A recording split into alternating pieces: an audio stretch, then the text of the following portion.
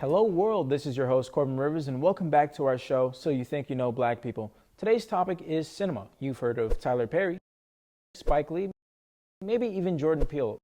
But how about black cinema pioneers like Oscar Micheaux? See, Micheaux made his first film all the way back in 1919 titled The Homesteader. Because of the stigmas around African Americans in Hollywood, all of his films were independent. Pre-World War II, amidst the Jim Crow era, race films were popular. These films were usually directed and produced by white people, but they were populated by and marketed to African Americans. These movies have largely been destroyed, and fewer than 100 out of the 500 or so race films remain for us to see. Intruder in the Dust or Pinky, to name a few.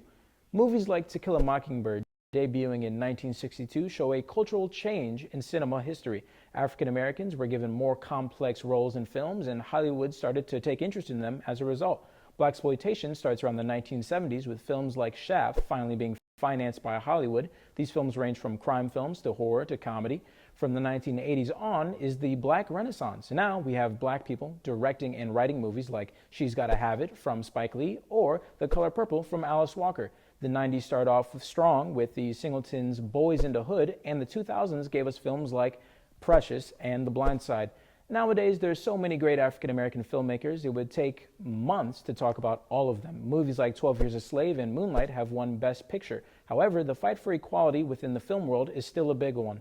Well, folks, that wraps up our show, and now you know a little bit more about black history, and please have a splendid rest of your day. Good night.